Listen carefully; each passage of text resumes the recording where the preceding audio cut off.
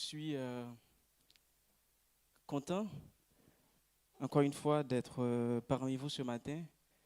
Je remercie le Seigneur qui nous donne cette opportunité de réunir ensemble dans ce temps difficile, même si on est masqué, mais quand même on se voit. Il y a beaucoup plus de joie. Et comme dit le psalmiste, quand on se réunit dans le temple du Seigneur. En venant ici, ce matin, auprès de Josué, quand je lui ai donné mon clé USB, je me souviens quelque chose qu'il m'a dit qui est assez intéressant. Il m'a tout de suite dit, est-ce que Glenn t'a donné le chronomètre? J'ai répondu oui. Alors, c'est marrant parce que normalement, les prédicateurs haïtiens, généralement, on a cette réputation. On parle trop, on parle beaucoup. Et t'inquiète pas, je vais vous garder là pendant toute la journée. Non, je ne le ferai pas. En fait, à cette question, ça m'a beaucoup plus interpellé. Pendant mes réflexions tout au long de la semaine, je réfléchis à quelque chose qui m'arrive depuis que je suis arrivé ici. Je pense que je ne suis pas le seul. Qui êtes-vous? La question de nos origines, nos racines, ce sont des questions qui arrivent souvent. Quand je suis arrivé ici, les questions étaient presque tous pareilles. La société essaie de nous définir afin de nous classifier, de nous mettre dans des cases. Quel est ton nom? Tu viens d'où? Qu'est-ce que tu fais dans la vie? Quelle est ton origine? Etc. Donc, généralement, on est appelé à nous définir dans nos rencontres. Et ces questions-là, on les aura pendant toute notre vie. On aura toujours à répondre de qui nous sommes, d'où nous venons, et parfois, où est-ce que nous allons.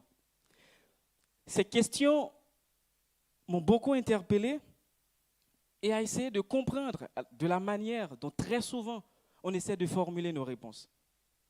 Cela me rappelle une partie très bien de mon enfance.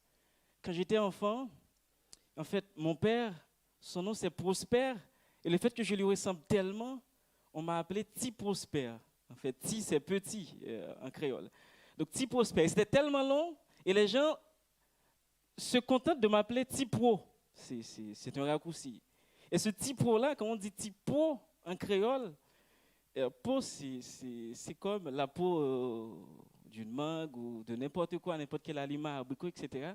Et ça m'a beaucoup embêté parce que mes camarades, quand ils veulent m'embêter, ils m'appellent typo patate, typo lame, typo abricot, typo de mangue. Et je suis arrivé à un instant où je me suis dit, c'est bon, ça doit cesser, je dois arrêter. Et je me suis dit, je vais me forger un nom. Et à partir de cet instant, je me suis fait appeler Jacobson. Je n'oublie jamais cet instant. J'avais peut-être environ 11 ans, max. Ouais, 11 ans. Je me suis fait appeler Jacobson. Et du coup, toutes les personnes à l'école avaient l'obligation de m'appeler Jacobson, même les professeurs. J'étais tellement un peu réticent. Si on m'appelle Tipo, je ne réponds pas. Et ça allait jusque dans ma maison. Quand ma mère m'appelle Tipo, je ne réponds pas.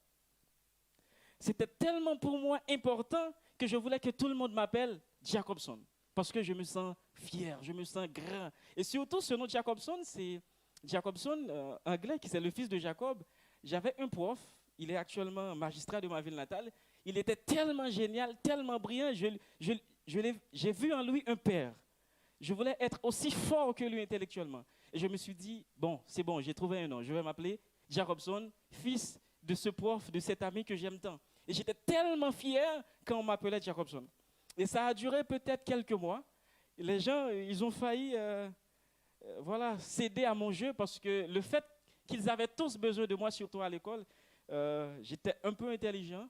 Et du coup, j'étais surtout le chef de file de la classe. Et les professeurs, le directeur, mes parents, tout le monde, jusqu'à présent, si tu arrives dans ma ville natale, ben, tu entendras toujours Jacobson. Il est rare les gens qui connaissent mon vrai nom, Rousner, parce que je voulais tout simplement changer d'identité. Et cet aspect-là, quand je réfléchis à la manière dont je voulais vraiment changer, je voulais vraiment que les gens me voient différemment, juste à cause de nom, ça m'a beaucoup interpellé. Comment est-ce qu'aujourd'hui, je continue à répondre à cette question? Qu'est-ce qu'il y a derrière ma tête quand on me dit « Qui êtes-vous » Et à réfléchir cette semaine, j'ai beaucoup pensé avec. 2 versets. Souvent, on se réfère à quelque chose pour nous définir. On appuie parfois même certainement sur des choses extérieures pour nous définir ou pour définir les autres. Je vais revenir après. Notre existence nous échappe. Notre existence nous échappe tellement au point qu'il est très important, à mon avis, qu'on essaie de nous redéfinir avec cette question. Parce que très souvent, la façon dont on répond à cette question, qui êtes-vous, ça renvoie très souvent à ce que nous allons faire de notre vie. Les gens que nous voulons suivre, les objectifs que nous nous fixons, ça définit non seulement ce que nous sommes aujourd'hui, mais ce que nous allons faire de notre vie. Psaume 136, Psaume 139, verset 13-16, je lis pour vous. Tu m'as fait ce que je suis, et tu m'as tissé dans le ventre de ma mère. Merci d'avoir fait de moi une créature aussi merveilleuse. Tu fais des merveilles, et je le reconnais bien. Verset 15. Mon corps n'était pas caché à tes yeux quand, dans le secret, je fus façonné et tissé comme dans les profondeurs de la terre. Je n'étais encore qu'une masse informe, mais tu me voyais. Et dans ton registre se trouvaient déjà inscrits tous les jours que tu m'avais destinés, alors qu'aucun d'eux n'existait encore. Job continue dans le chapitre 10, verset 8-12. C'est toi qui m'as créé. Tes mains m'ont façonné ensemble, tout entier, et tu me détruirais. Oh, souviens-toi, je t'en supplie, que tu m'as façonné comme avec de l'argile. Verset 10. Tu m'as coulé comme du lait, puis fait cailler et fromage. Ensuite, tu m'as revêtu de peau, de chair, tu m'as tissé d'os et de nerfs. C'est toi qui m'as donné la vie. Tu m'as accordé ta faveur et tes soins vigilants ont persévéré. Ont persévéré mon souffle. En réfléchir à ces réponses que j'ai trouvées dans les Écritures, ça m'a poussé à réfléchir autrement à cette question de qui je suis. Qui je suis? Je suis quelqu'un de spécial qui a été façonné par Dieu. Et qui je suis? Je suis quelqu'un de spécial que Dieu a pris le temps. Je m'en souviens en Haïti, en fait, jusqu'à présent, on a ce dicton, quand on veut embêter une personne, on se dit, toi, ce n'est pas Dieu qui t'a créé. Ce n'est pas Dieu qui t'a fait. Ou on te dit, écoute, par exemple, si je veux blaguer sur Jésus, je dis, en fait, je demandais à Dieu, est-ce que c'est toi qui as créé Jésus? Et Dieu a répondu, moi. C'est une façon de dire que, voilà, vous n'êtes pas quelqu'un de spécial, ou voilà, il vous manque quelque chose. Et à réfléchir à ce verset, j'arrive à me rappeler combien je suis quelqu'un de très, très spécial. Et la question de qui je suis, et j'ai envie tout simplement à répondre sur la base de cette promesse. Et ça ne reste pas là. Je suis fier d'être un produit si merveilleux de Dieu et que Dieu n'a pas tout simplement se sentir satisfait de me créer, mais il y va plus loin. Il a accepté de faire de moi quelqu'un de très, très, très spécial. Pierre a répondu dans 1 Pierre chapitre 2, versets 9 et 10. Vous êtes une race élue, vous êtes une communauté de prêtres, rois, c'est-à-dire vous êtes un sacerdoce royal, une nation sainte, un peuple que Dieu a libéré pour que vous célébriez bien haut les œuvres merveilleuses de celui qui vous a appelé des ténèbres à son admirable lumière. Car vous qui autrefois n'étiez pas son peuple, vous êtes maintenant le peuple de Dieu. Vous qui n'étiez pas au bénéfice de la grâce de Dieu, vous êtes à présent l'objet de sa grâce. Donc, ça ne reste pas là de répondre et de comprendre que Dieu m'a créé, mais ça va beaucoup plus loin parce que j'arrive à admettre que non seulement que Dieu m'a créé, mais Dieu a fait de moi un sacerdoce royal.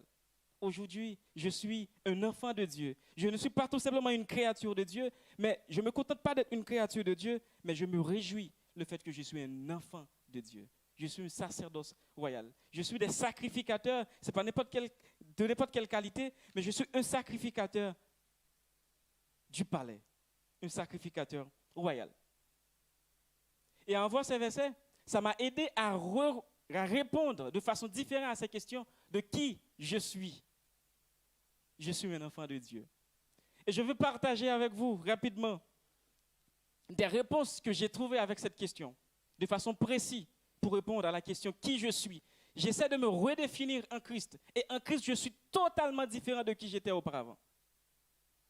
Je renonce aux mensonges qui voudraient me faire croire que je suis rejeté indigne d'être aimé, sale ou honteux, car en Christ, je suis totalement accepté pour ce que je suis. Car Dieu dit que je suis un enfant d'adoption de Dieu, selon Éphésiens 1er verset 5. Je suis l'enfant de Dieu, Jean 1er 12. Dieu a satisfait, il est satisfait.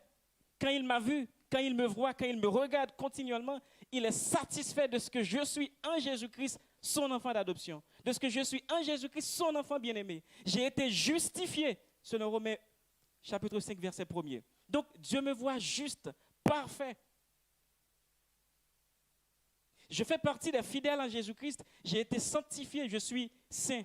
J'ai été racheté et pardonné tous mes péchés. Je suis l'ami de Dieu. Je suis un ami du Seigneur et je fais qu'un esprit avec lui. 1 Corinthiens 6, verset 17. J'ai été racheté à un grand prix et j'appartiens à Dieu. Je suis un membre du corps de Christ. J'ai accès direct auprès de Dieu dans l'esprit. J'ai tout pleinement en Christ. En lui, je suis complet. À partir d'aujourd'hui, c'est ces réponses-là que je voudrais donner à la question « Qui êtes-vous » Je voudrais mettre de l'avant, avant de répondre avec toutes les considérations de cette société, je voudrais répondre à cette question en disant « Je suis un enfant de Dieu ». C'est très lourd ici de rencontrer quelqu'un et pour que cette personne s'avoue « Moi, je suis chrétien ». Ce n'est pas facile. Autrefois, c'était difficile de répondre qu'on n'est pas chrétien parce que la société nous l'a exigé. Parce que l'Église avait le monopole, influence totale de la société. Le fait qu'aujourd'hui c'est différent, l'inverse est aussi vrai.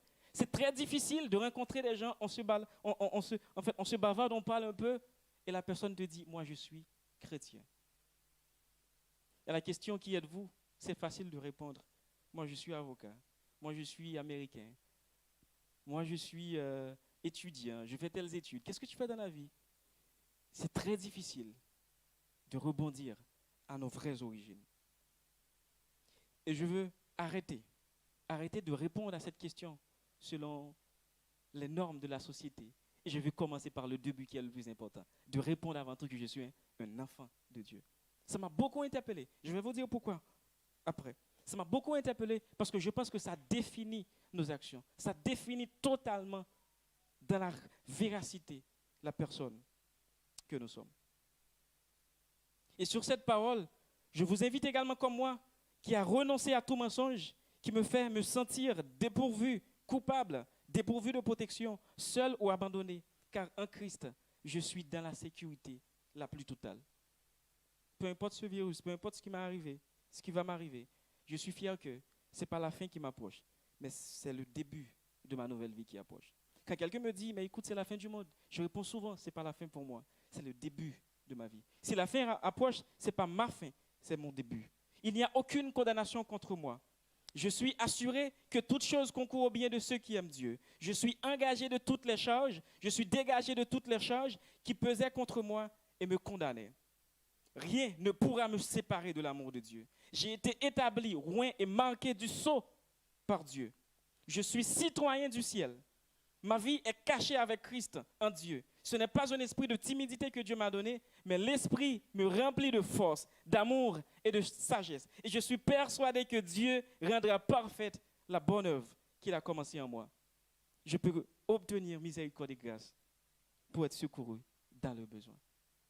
Je veux me définir au travers de ces promesses que j'ai trouvées dans les Saintes Écritures. Je veux continuer à renoncer aux mensonges qui me prétendent sans valeur, insuffisants, impuissant ou désespéré, car je sais en Christ maintenant que j'ai une grande valeur.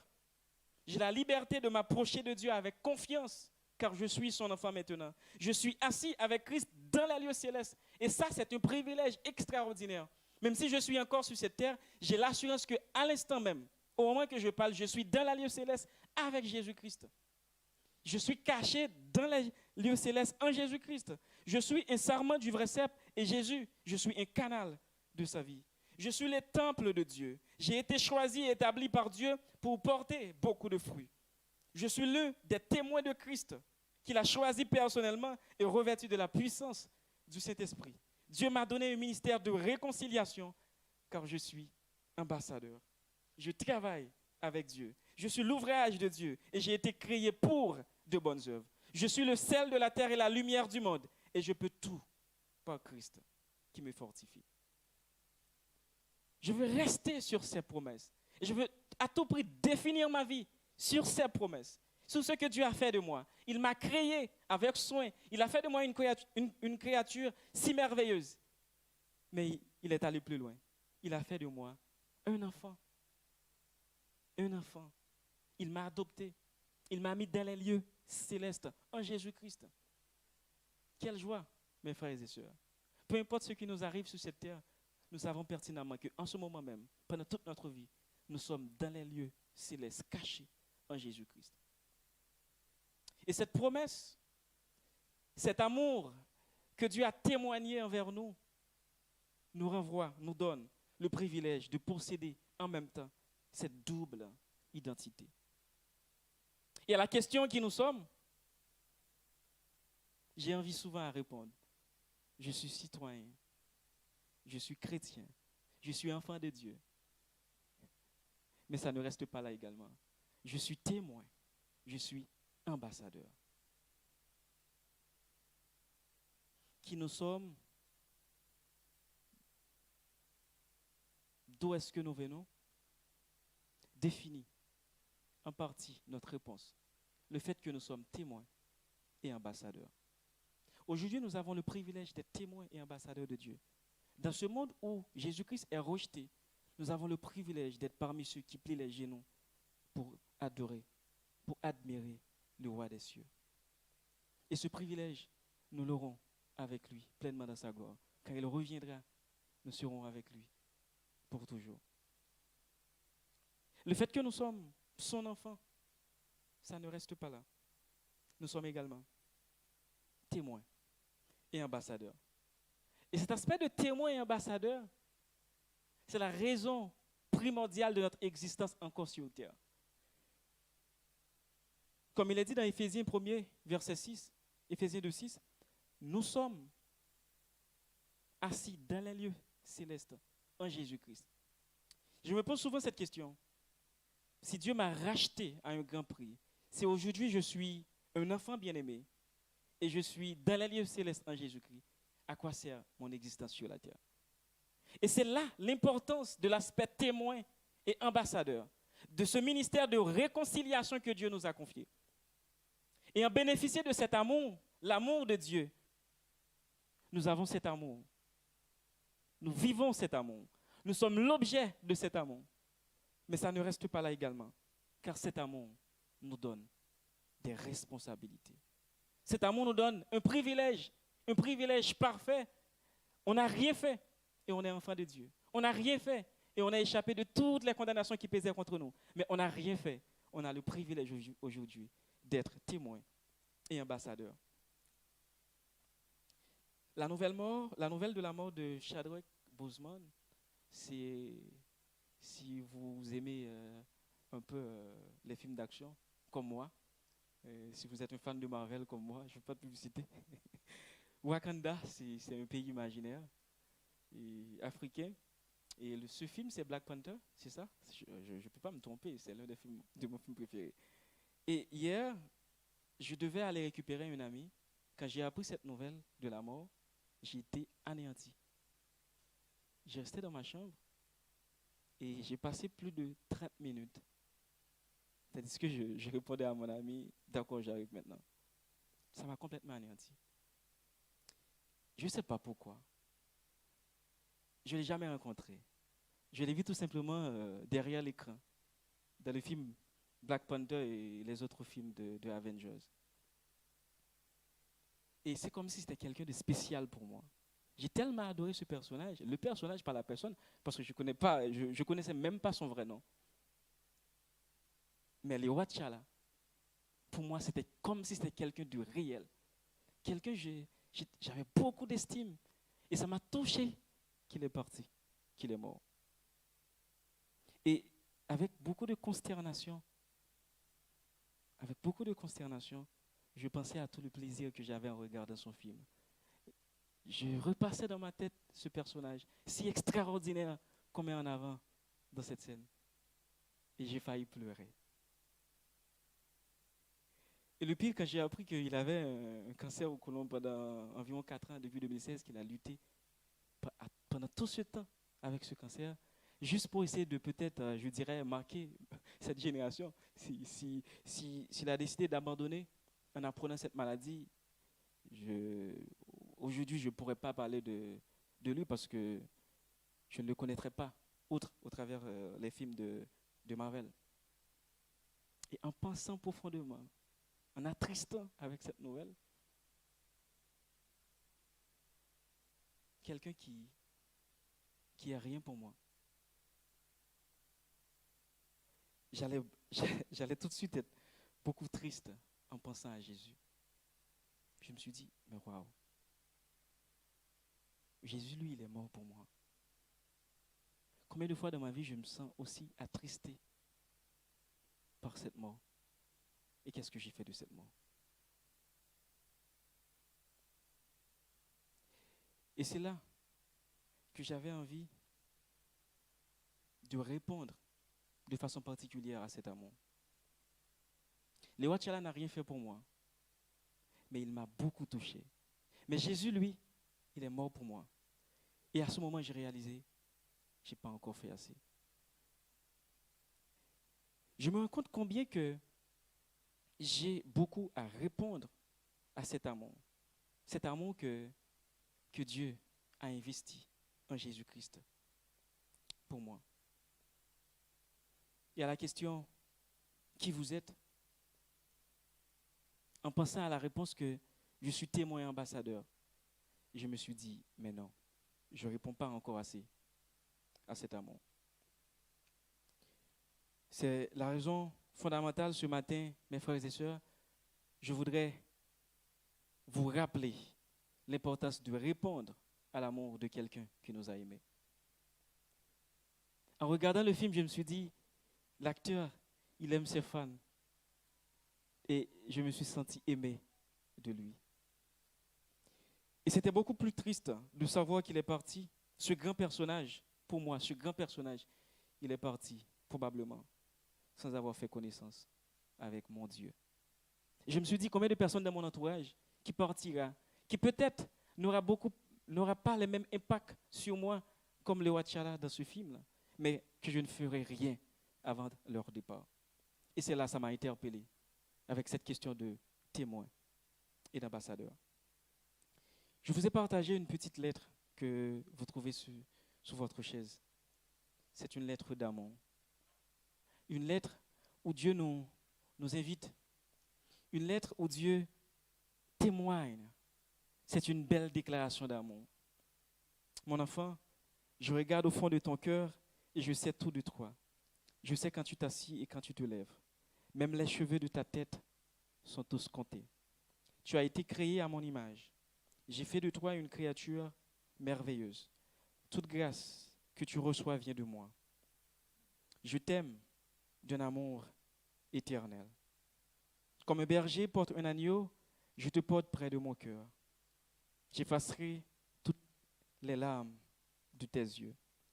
Je suis ton Père et je t'aime de la même façon que j'ai aimé mon Fils Jésus. Car dans Jésus, mon amour pour toi est révélé. Jésus est mort pour que toi et moi puissions être réconciliés. Sa mort est l'expression suprême de mon amour pour toi. Si tu acceptes mon Fils Jésus, tu me reçois et rien ne te séparera de mon cœur. Je t'attends.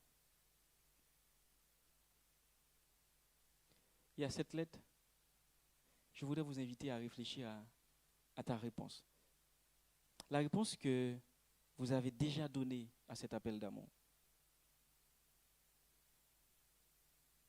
Et si vous n'avez pas encore donné, si vous n'avez pas encore répondu à cet appel d'amour, je vous invite ce matin à réfléchir et à vous donner. Si vous avez déjà répondu à cet appel d'amour, je voudrais, pour terminer, attirer votre attention sur la manière dont vous avez répondu à cet appel d'amour. Est-ce que vous avez répondu pleinement? Est-ce que vous vous sentez vraiment engagé? Dans ma culture, on dit, en fait, C'est les jeunes, quand ils courtisent une fille en disant, quand la fille répond OK, j'accepte, je t'aime, ils disent souvent il n'y a pas d'amour sans preuve. Un baiser sous la joue. Tu t'en souviens, Josué? Ouais, surtout à l'école. Un bisou, un bisou. J'aimerais vous inviter à réfléchir. Est-ce que vraiment vous répondez à cet appel d'amour? Est-ce que vous vous êtes senti satisfait en venant au culte tous les jours? Ça suffit à la réponse de cet appel d'amour. Est-ce que c'est suffisant? Le fait que vous êtes un enfant de Dieu, vous avez le privilège d'être avec lui dans les lieux célestes. Vous avez le privilège d'être habité par son Saint-Esprit, que vous êtes son temple. Est-ce que c'est suffisant? Est-ce que vous vous sentez satisfait de votre réponse à cet appel d'amour? Moi, je voudrais ajouter le fait que nous sommes tous d'accord qu'il n'y a pas l'amour, qu'il n'y a pas d'amour sans preuve.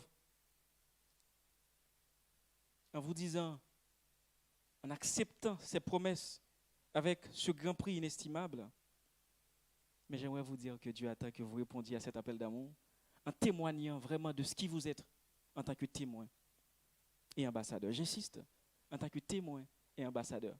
Et je vais vous dire, mes frères et sœurs, vous pouvez être témoin et ambassadeur comme vous êtes. Et Dieu vous a accepté comme vous êtes. Il vous a aimé comme vous êtes. Il a fait de vous un enfant, son enfant bien-aimé. Et automatiquement, il a fait de vous un témoin et ambassadeur.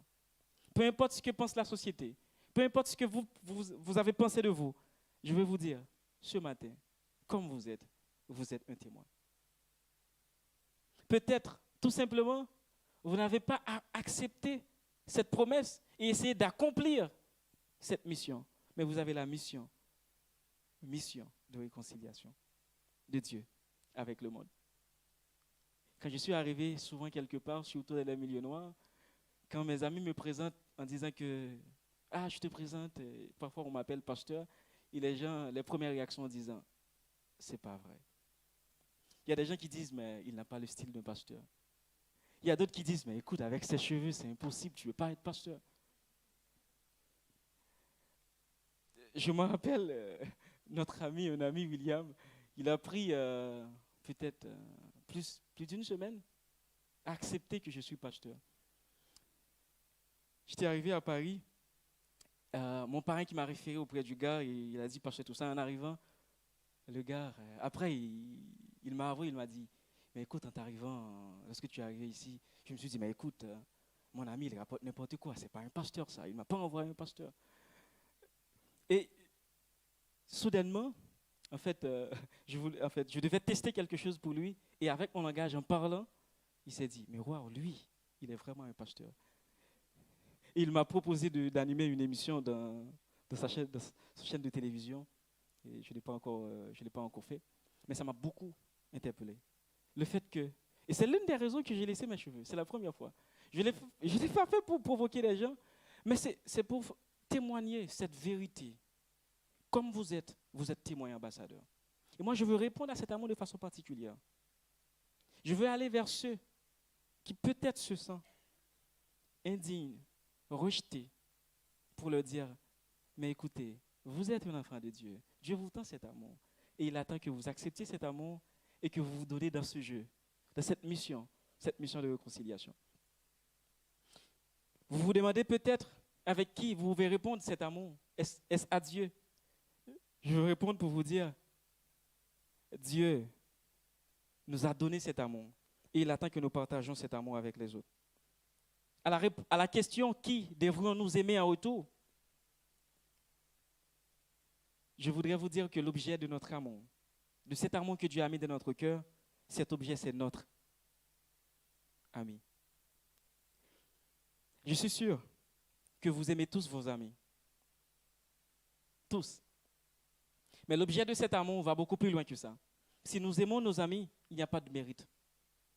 Mais l'objet de l'amour de Dieu, cet aspect de réconciliation qu'il nous a invités d'être, cet amour nous pousse à aimer toutes les personnes.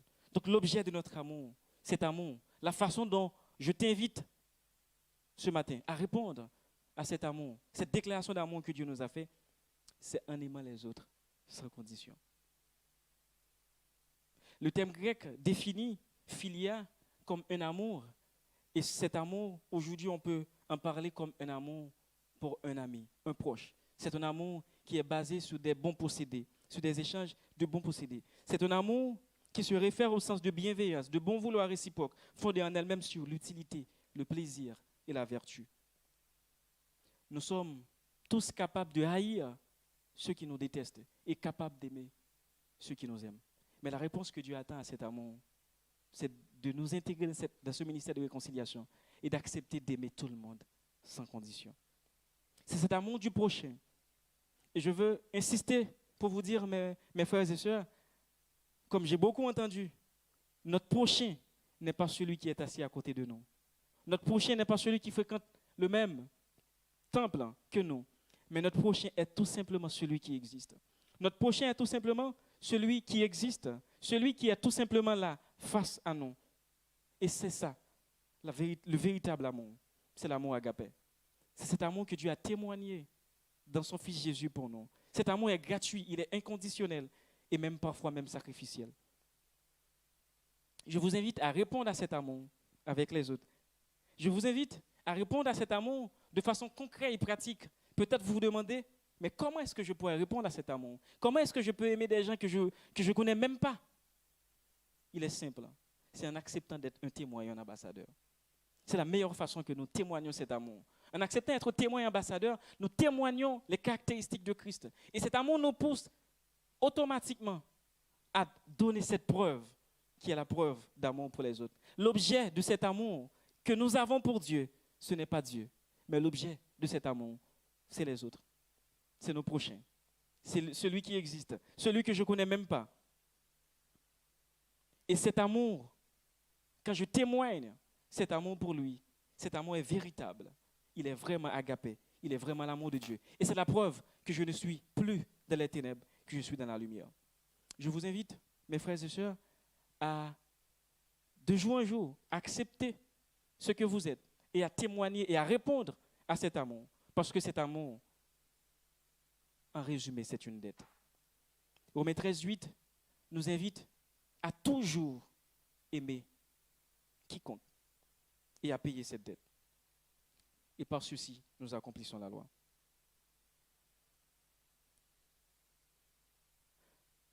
Je suis content ce matin d'être témoin et ambassadeur. Et je vous invite, du plus profond de mon cœur, à vous redéfinir. J'ai beaucoup réfléchi à cette question après la mort de mon roi, là, mon roi légendaire. Et à la mort de Jésus, comment est-ce que je peux répondre à cet amour concrètement? Je me suis engagé dans une association depuis que j'avais 17 ans. Je me suis engagé à faire des études bibliques, à faire des clubs avec des jeunes dans des quartiers défavorisés, des gens que je ne connaisse pas. Je me suis engagé vers eux. Je me suis engagé à leur témoigner cet amour de Dieu parce que Jésus-Christ, il avait toujours de la compassion. Je me suis engagé à témoigner cet amour de façon concrète dans les pratiques.